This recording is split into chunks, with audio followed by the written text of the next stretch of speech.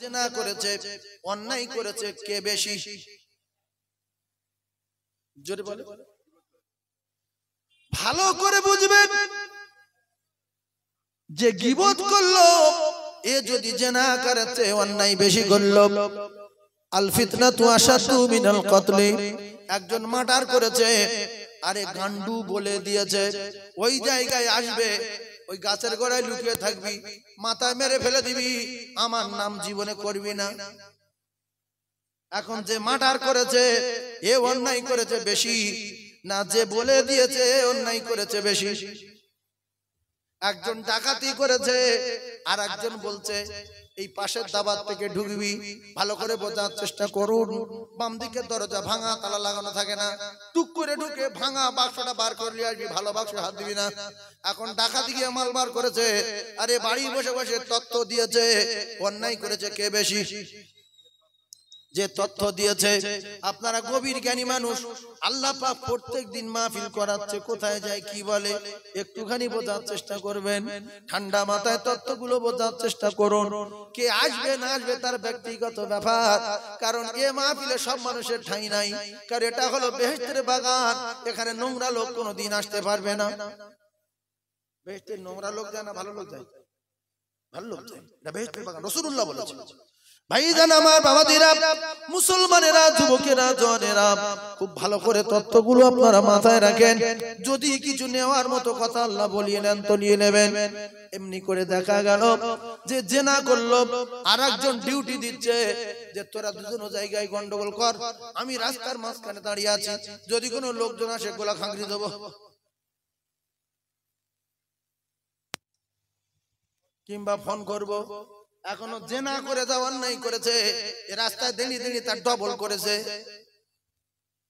কথা বলছেন ভাইজান আমার, বাবাজিরা, একজন চোর বেগুন চুরি করছে, আর একজন বলছে যে দরজার ধারে দাঁড়িয়ে আছি, যদি আসে আমি খুব জোরে কাশবো, তুই সরে যাবি।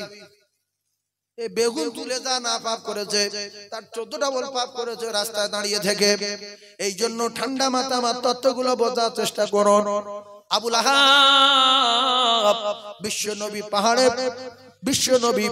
বিশ্বনবী হাবিবুল্লাহ মক্কাতুল মুআজ্জামার জমিনে যারা গিয়েছেন জানেন, একের পর এক শুধু পাহাড় আর পাহাড় আর পাহাড়। বিশ্বনবী পাহাড়ে ঢাল দিয়ে রওনা হলেন, আর আবু লাহাব মেরে দেবে বলে বড় একটা পাথর নিয়ে রাসূলুল্লাহকে ছুঁড়ে মারলেন। কিতাবে লেখা আছে পাথরটা লাগেনি, পাথরটা লাগেনি। একটা কথা জেনে রাখবেন, আমার নবীর কেউ নাই না, আমার নবীর তো আল্লাহ দেখে, আর আমার নবীর প্রহরী হিসাবে হযরতে জিবরাইল আলাইহিস সালাতু ওয়াস সালাম আছে। দাঁত বুড়া হয়ে যাবে।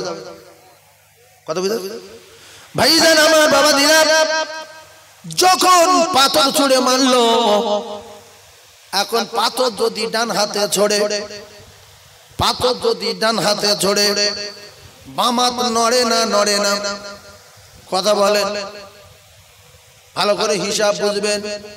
হালকা যখন এরকম পাথর ছুঁড়বো, এ হাতটা আগিয়ে যাবে, যদি আগিয়ে না যায় হালকা নড়বে। এজন্য আল্লাহ কোরআনে কারীমের ভিতরে জানান, তাব্বাত ইয়াদা আবি লাহাবি ওয়া তাব। ও মুসলমানেরা, এই ইয়াদা ভালো করে বোঝার চেষ্টা করুন। ইয়াদা শব্দের অর্থ হলো দুহাত। কহাত? দুহাত। তাহলে ইট মেরেছে এক হাতে, দুহাত ধ্বংস হওয়ার কথা বলছে কেন আল্লাহ?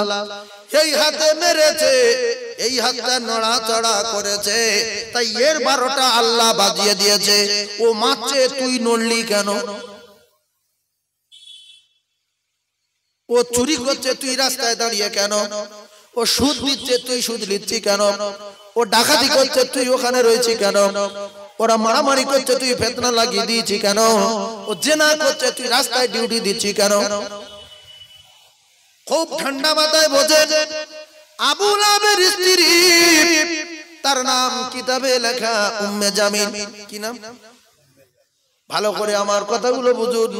আপনারা যদি না বোঝেন, এই যে ইউটিউব চ্যানেলে ক্যাসেট হচ্ছে, মিডিয়া হচ্ছে, এটা কিন্তু পৃথিবীর মানুষ দেখবে, মুফতি সাহেব দেখবে, মুহাদ্দিস সাহেব দেখবে, বড় বড় শাইখুল হাদিস শুয়ে শুয়ে শুনবে। যদি ভুল বলি, ফোন নাম্বার কিন্তু দেওয়া থাকে, ফোন করবে। এলাকায় গেলে ধরবে।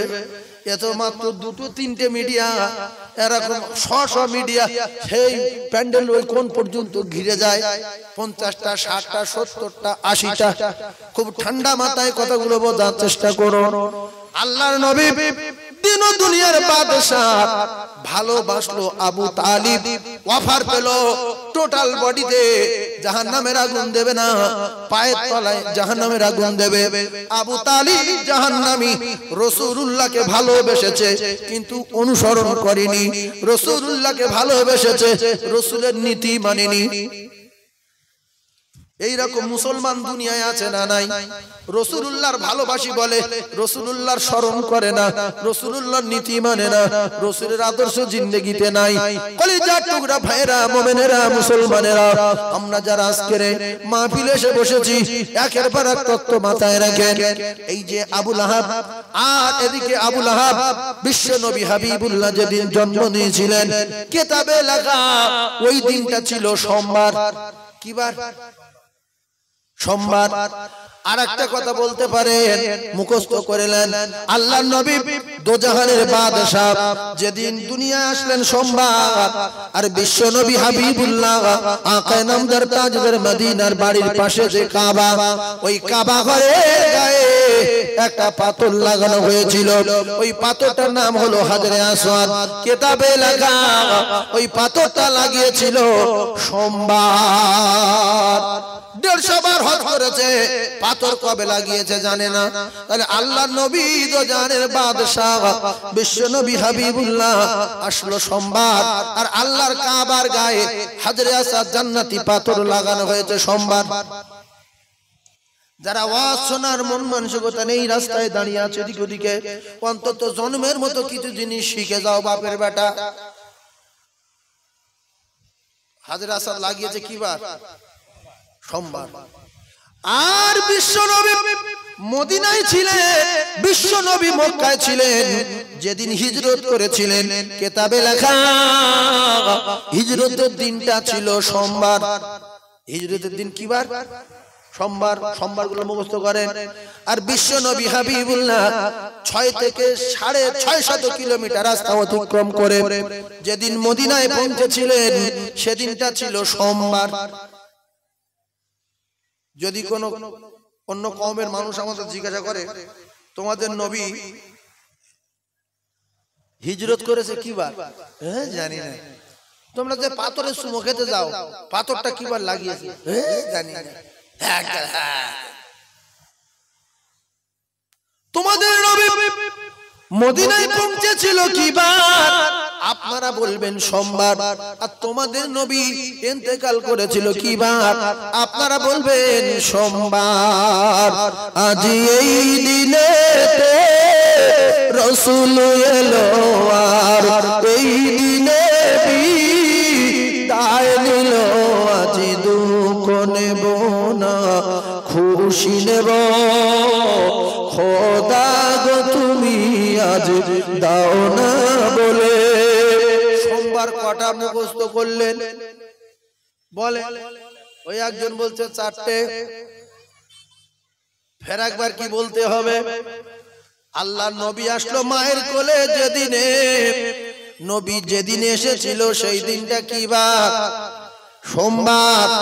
বিশ্ব নবী হাবিবুল্লাহর বাড়ির পাশে কাবার গায়ে যে পাথর লাগানো হয়েছিল হাজরে আসওয়াদ, ও দিনটা ছিল সোমবার।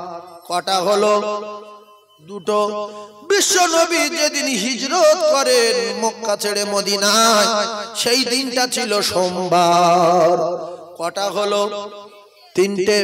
বিশ্ব নবী যেদিন মদিনায় পৌঁছে গেলেন, সেই দিনটা ছিল সোমবার। বিশ্ব নবী যেদিন ইন্তেকাল করেছিলেন, সেই দিনটা ছিল সোমবার।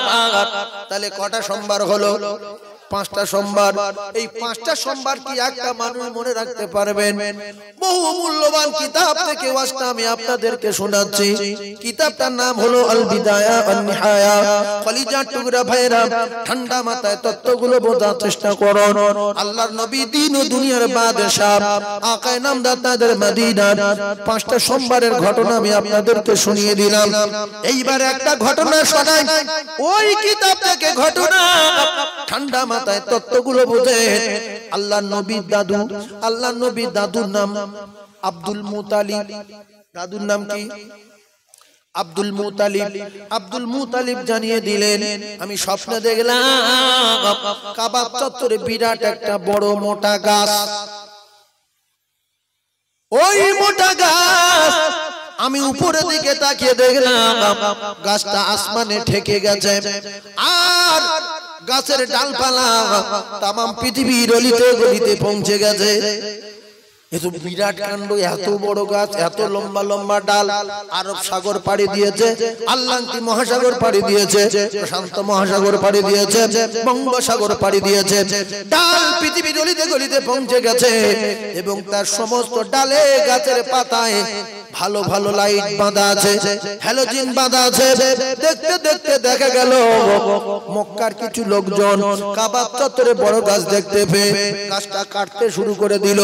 আমি আব্দুল মুতালিব, আমি অবাক হয়ে গেলাম, এত মোটা গাছ কাটছে কেন? হঠাৎ করে গাছটা মাঝখান থেকে দুভাগ হয়ে এক ভাগ উঁচু হয়ে গেছে, এক ভাগ দাঁড়িয়ে আছে। আর এই গাছের ভিতর থেকে একটা যুবক ছেলে বেরিয়ে আসছিল। আমি আব্দুল মুতালিব ওই যুবক ছেলেটা যখন বেরিয়ে আসছে আর এই যুবক ছেলেটা যখন মারতে যাচ্ছিল, আমি দৌড়ে গেলাম বাচ্চাটারে ঠেকাবো বলে, কিন্তু হঠাৎ করে আমার ঘুম ভেঙে গেল, সকাল হয়ে গেল। আব্দুল মুতালিব বড় বড় স্বপ্নের তাবির করনেওয়ালাদের কাছে গেলেন যে আমরা 9 ভাই, আমার নাম আব্দুল মুতালিব, আমি 10টা বাপের বেটা, আমি 10টা বেটার বাপ, আমি 10টা বেটার বাপ, একটা মারা গেছে, এখনো 9টা বেঁচে আছে। স্বপ্নের তাবির যেন সঠিক হয়। আর এমনিতে যার বেটা অনেক হয় তার গরম আলাদা হয়। কলিজার টুকরা ভাইরা আমার, 9টা এখন বেঁচে আছে, একটা মারা গেছে, তার নাম আব্দুল্লাহ। তাবির করতে গেলে স্বপ্ন তাবির বলছে আব্দুল মুতালিব বলো কি স্বপ্ন দেখেছো?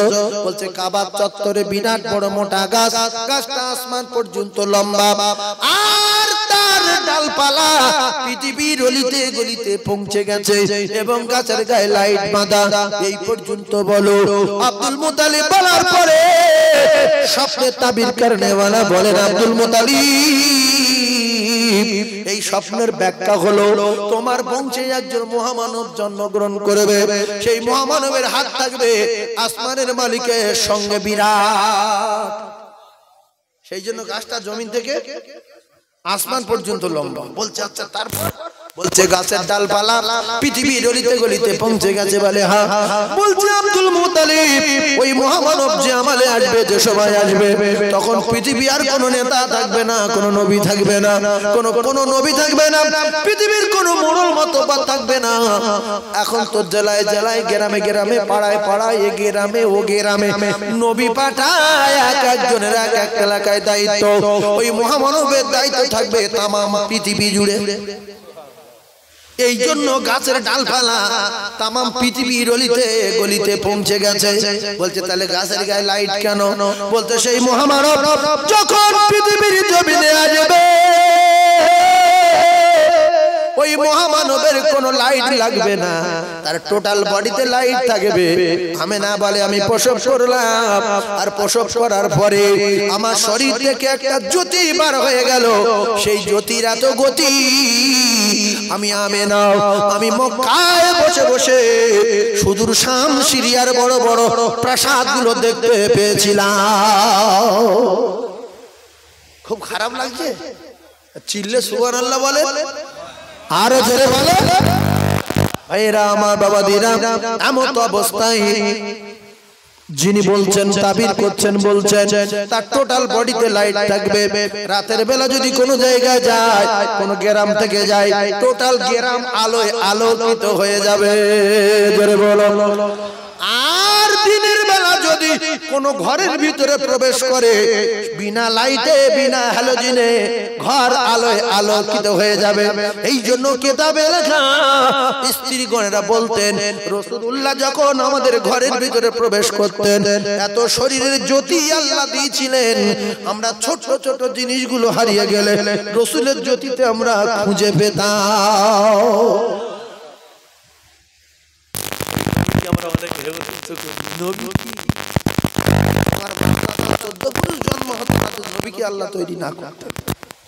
আদম নবীর কাদামাটি এক জায়গায় হয়নি, তার আগে আমার নবী আদম নবী রূহ দিল, তাকিয়ে দেখে একদিকে ইল্লাল্লাহ আর একদিকে মুহাম্মদুর রাসূলুল্লাহ সাল্লাল্লাহু আলাইহি ওয়াসাল্লাম।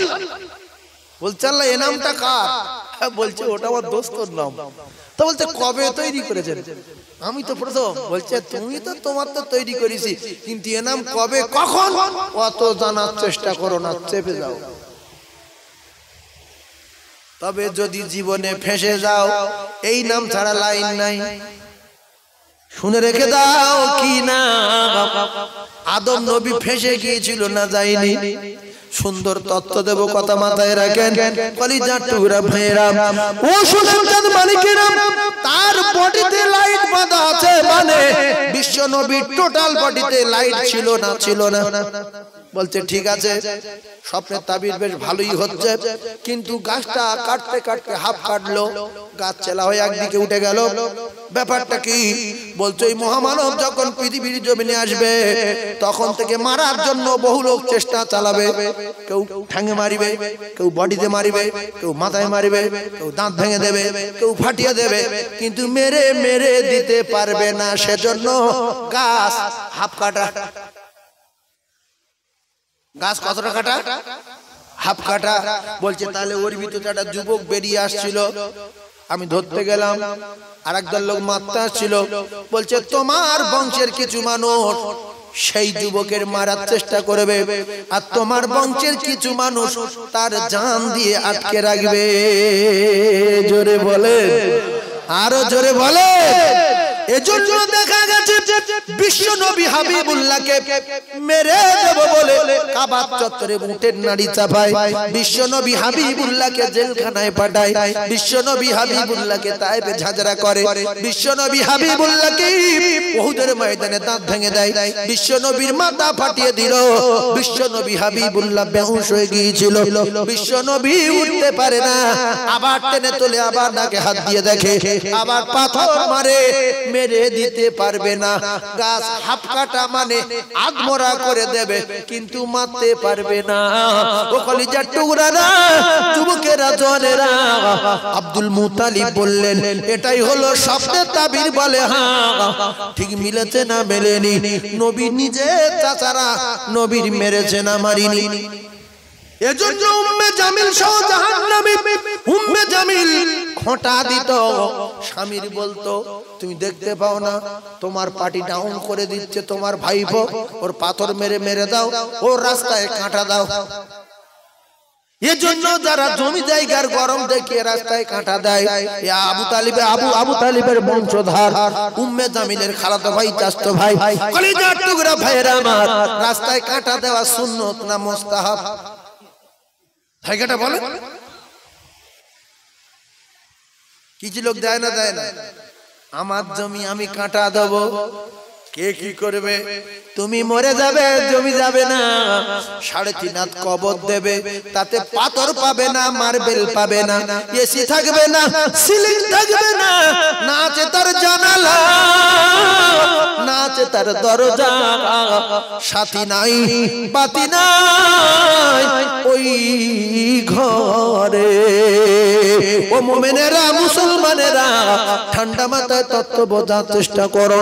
কিছু নারী আছে এরা স্বামীকে শুধু খোঁটা দেয়, এটা করো, ওটা করো, এটা করো।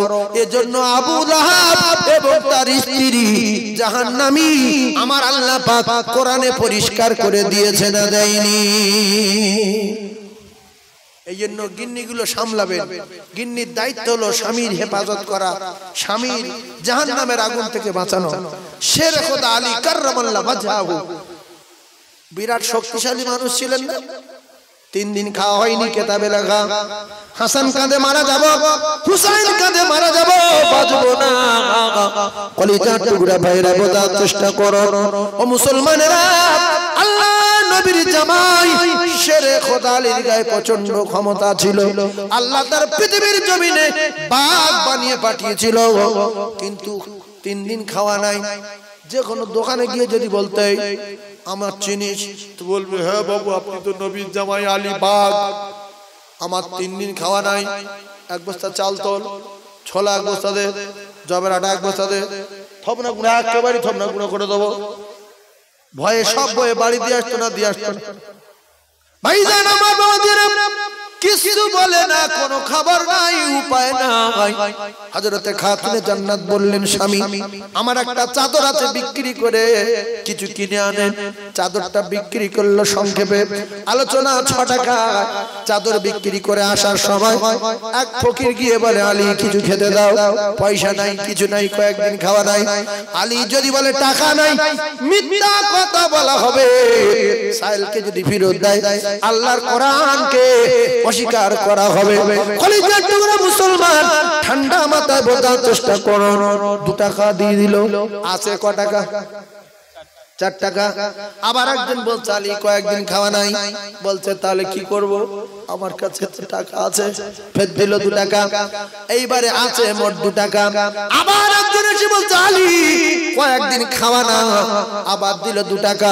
এখন নিজের বাচ্চার খাওয়া না, স্ত্রী খাওয়া হয় না বলে আল্লাহ রাসূলের দেওয়া চাদর বিক্রি করে 6 টাকা আনছিল, দান করে দিল। মন মেজাজ খারাপ, আমি বাড়ি গিয়ে কি বলবো। চুপচাপ মেরে দাঁড়িয়ে একদল লোক আসছিল উট নিয়ে, বলল নবীর জামাই আলী দাঁড়িয়ে আছে, দাঁড়াও। ও শেরে খোদা আলী তুমি দাঁড়িয়ে আছো কেন, উট কিনবে না? কি বলছে না আমার পয়সা নাই, কিছু না, আমি উট কি করে কিনবো ভাই? বলছে আপনি তো সত্যবাদী, নবীর জামাই হাসান হোসেনের আব্বা ফাতেমার স্বামী, আপনি যদি উঠলেন বাকি দেব, যদি উঠলেন বাকি দেব। সব লোক চিটিং বাজের বাকি দেয় না, জানিয়ে টাকা একবার ডিলার দেবে না। আর নবীর জামাই মানে পরিষ্কার মানুষ, তো বলছে তা উট তাহলে কত? তাকে তো খাওয়া হয় না, বাড়ির টেনশন। বলছে উট 6 টাকা। তো বলছে টাকা কিন্তু এখন দেবো না। বলছে দিতে হবে না। কখন? বলছে উট নিয়ে বাজারে যাবে, উট বিক্রি যদি হয় বিক্রি করে টাকা পাবে। বলছে ঠিক আছে যাও। হযরত আলী চলে গেল, উট বিক্রি হয়ে গেল। প্রথমবারে দাম বললো বাড়িয়ে, যে অন্তত 60 টাকা বললে যদি 30 টাকা দেয় দিয়ে দেবো, 20 টাকা দেয় দিয়ে দেবো। যেই বলেছে 60 টাকা, খরিদ্দার বলছে লাও টাকা। খরিদ্দার কি বলছে? লাও টাকা। টাকা নিল, দৌড়ে দৌড়ে দৌড়ে দৌড়ে এসে এদের ফিরিয়ে দিল 6 টাকা। আসে ক টাকা? 54 টাকা। 54 টাকা নিয়ে বাজারে গিয়ে বিরাট বাজার করেছে। শক্তিশালী মানুষ, সেই মোট মাথায় করে আনছে। একবার কয়েক মাসের বাজার। ফাতেমা দেখে বলছে দাঁড়ান, বাড়ি ভিতর ঢোকা যাবে না। আমি যে চাদরটা দিয়েছি খুব বেশি হলে 6-7 টাকা 8 টাকা বিক্রি হবে, কিন্তু আপনি তো 50-60 টাকার মাল দেখাচ্ছে। এত মাল কিনে নিয়ে আসছেন, কোথায় কি করেছেন বলেন? কারো কাঁদিয়েছেন, কারো কিছু করেছেন না? মাল কোথা পেয়েছেন আগে আমার সঙ্গে বলেন, তবে মাল ভিতরে ঢোকাবো। আল্লাহ নবীর জামাই শেরে খোদা আলী বললেন বিবি আমি এই টাকা, আমি যে চাদর বিক্রি করেছিলাম সমস্ত খবর বলার পরে ফাতেমা তু জোহরা কেঁদে ফেললেন। আল্লাহ রহমত ছাড়া আর কিছু না। আসেন বাড়ি আসেন। স্বামীকে বাঁচানোর দায়িত্ব স্ত্রীর, স্ত্রীকে বাঁচানোর দায়িত্ব স্বামী। হুন্না লিবাসুল লাকুম ওয়া আনতুম লিবাসুল লাহুন্না। আল্লাহ পাক দুজনকে উভয়কে আমার আল্লাহ পাক পোশাক বানিয়ে দিয়েছে। আরো জোরে বলুন সুবহানাল্লাহ। আল্লাহ নবী দিন দুনিয়ার বাদশাহ হযরত আব্দুল্লাহ আনসারী বাড়ি গেলেন। আব্দুল্লাহ আনসারী বাড়ি যাওয়ার সময় চারজন সাহাবী সঙ্গে নিলেন। আব্দুল্লাহ আনসারী বাড়ি গিয়ে সালাম দিলেন, আসসালামু আলাইকুম। আব্দুল্লাহ আনসারী উত্তর দিলেন না। আবার সালাম দিলেন, আসসালামু আলাইকুম। আব্দুল্লাহ আনসারী উত্তর দিলেন না। আবার সালাম দেওয়ার পরে হযরত আব্দুল্লাহ আনসারী রাদিয়াল্লাহু তাআলা আনহু আল্লাহর নবীর কাছে দৌড়ে আসলেন। আল্লাহ নবী বলেন, আব্দুল্লাহ আনসারী, আমি নবী যদি কারোর রেগে যাই, আমি নবী যদি কারোর উপরে নারাজ হই, তুমি জানো আল্লাহ তার জান্নাতে দেবে না। তুমি আমার সাহাবী, আমি তোমার দরজায় দাঁড়িয়ে তিনবার সালাম দিতে হলো, তারপরে তুমি বাইরে আসছো, ব্যাপার কি? হযরত আব্দুল্লাহ আনসারী কাঁদে, ইয়া রাসূলুল্লাহ, ইয়া হাবিবাল্লাহ, আপনি যখন আমার প্রথম সালাম দিলেন, আমি তখন উলঙ্গ অবস্থায় গর্তের ভিতরে আছি। আমার স্ত্রী নামাজ পড়ছিল কাপড় পরে। ইয়া রাসূলুল্লাহ, দ্বিতীয়বার যখন সালাম দিলেন, আমি তখন উলঙ্গ অবস্থায় গর্তের ভিতরে। আমি কি আমার স্ত্রী ডাকতে পারবো? ইয়া রাসূলুল্লাহ, আমার স্ত্রী আল্লাহর দিদারে দাঁড়িয়ে গেছে, আল্লাহর সঙ্গে কথাবার্তা বলছে। বান্দা যখন নামাজ পড়ে, আল্লাহর আর তার বান্দার মাঝখানে কোনো পর্দা থাকে না। ইয়া রাসূলুল্লাহ, এজন্য আমি আসতে পারি না। তৃতীয়বার সালাম দেওয়ার সাথে সাথে আমার স্ত্রী সালাম ফিরিয়ে দিয়ে জলদি করে গর্তের ভিতরে গিয়ে কাপড়টা আমার কাছে দিলে, আমি কোন রকমে জড়িয়ে আপনার কাছে এসেছি। ইয়া রাসূলুল্লাহ, বিয়াদবি মাফ করুন, এক কাপড়ে দুই স্বামী স্ত্রী নামাজ আদায় করি ইয়া রাসূলুল্লাহ, এজন্য আমি আসতে পারি নাই। কলিজার টুকরা আল্লাহ নবী বলেন, আব্দুল্লাহ আনসারী, কথা বুঝলাম, ভালো কথা। বিশ্ব নবী চোখের পানি জারি হয়ে যায়। আমার উম্মত, আমার সাহাবী, এত কষ্টের পরও একটা কাপড় আর দ্বিতীয় কাপড় নাই, তথাপি স্বামী স্ত্রী নামাজ কাজা করে না। কলিজার টুকরা ভাইরা আমার, কিতাবে লেখা আছে, ওই আব্দুল্লাহ আনসারী রাদিয়াল্লাহু তাআলা আনহু স্ত্রীকে গর্তের ভিতরে রেখে মদিনার মসজিদে জামাতে নামাজ পড়ে আসতেন। জামাতে নামাজ পড়ে স্ত্রীকে কাপড় দিলে স্ত্রী আবার নামাজ আদায় করতেন। আল্লাহ নবী বলেন, আব্দুল্লাহ, কথাগুলো বিরাট ভালো লাগলো, কিন্তু তুমি তোমার ছেলের উপরে অত্যাচার করছো কেন? কিতাবে লেখা, একটা ছেলের গাছের গায়ে বেঁধে রেখেছিল শিকল দিয়ে। তুমি এত ভালো, এত সুন্দর কথা বললি, আমার ভীষণ ভালো লাগলো, ছেলেটাকে গাছের গায়ে বেঁধে রেখেছো কেন? আল্লাহ নবী সাহাবী বললেন, ইয়া রাসূলুল্লাহ, আমি যখন কাপড় পরে বাইরে যাই, রুজির জন্য বাইরে যাই, ইয়া রাসূলুল্লাহ, আমার স্ত্রী বাইরে বার হতে পারে না। ইহুদির বাগানের একটা খেজুর গাছ আমার উঠোনে হেলা হয়ে গেছে, ওই গাছ থেকে খেজুর পড়বে, আমার বাচ্চা যদি গুড়িয়ে খায়, আমার বাচ্চা শরীরে হারাম জিনিস ঢুকে যাবে, আমার বাচ্চা শরীর জাহান্নামে যাবে। ইয়া রাসূলুল্লাহ, যাতে করে গুড়িয়ে না খেতে পারে, এজন্য করে আমি যাবার সময় গাছের গায়ে বেঁধে রেখে যাই। কোথায় নামাজ পড়ছেন? ছেলে টমেটো চুরি করলে আসছে, ভর্তা করে খাচ্ছে। ছেলে মাঠ থেকে লঙ্কা চুরি করলে আসছে, ভর্তা করে খাচ্ছে। বলে না যে কোথায় পেয়েছিস? গিন্নি ছাগলের জন্য ঘাস ছিঁড়তে গেছে, এতটা ঢেঁড়স, এতটা উঁচছে, ঘাসের ভিতরে ঢুকিয়ে দিয়েছে। আর বাগানের মালিক বলছে, কাকি এত ঘাস ছিঁড়েছে? বলছে, হ্যাঁ ঘাস, বাবা দুটো ঘাস নিয়ে ছাগলটা খাবে। কিন্তু ওর ভিতরে উচ্চে আছে, 4-5টা ভর্তা করবে, ও তাহাজ্জুদ পড়া স্বামীর খাবে, ও কোরআন পড়ামে ও দুটো খাবে। আল্লাহ নবী সাহাবী যখন বাইরে কাজে যায়, কলিজার টুকরা বাচ্চাটাকে বেঁধে রেখে যায়, যাতে করে খেজুর না খায়। এই সম্পর্কে মিশকাত শরীফের ভিতরে আল্লাহ রাসূল জানিয়েছেন, লা ইয়াদখুলুল জান্নাতা জাসাদুন গুযিয়া বিল হারাম। ওই ব্যক্তি কোনদিন জান্নাতে যাবে না। ভালো করে বোঝার চেষ্টা করো, ওই শরীরটা যাবে না, যাবে না, যাবে না। লা ইয়াদখুলুল জান্নাহ, ও তো জান্নাতে যাবে না। কি যাবে না? জাসাদুন, ওই হারাম খেকো শরীরটা জান্নাতে যাবে না। গুযিয়া বিল হারাম। ও কলিজার টুকরারা, যুবকেরা, জওয়ানেরা, একটুখানি ভাবুন, আমি যখন একটা বকরি কিনলাম 500 টাকা দিয়ে, মা খাকি দাঁড়িয়ে বলছি 600 টাকা, তোর কাছে লাভ করিনি, আসল দে। 100 টাকা হারাম। আমি বকরি কিনেছি 500 টাকায়, আমার বলতে হবে 500 টাকায় কিনেছি কিন্তু বিক্রি করব 1100। নিশ নিবি না নিশ কেটে ভার।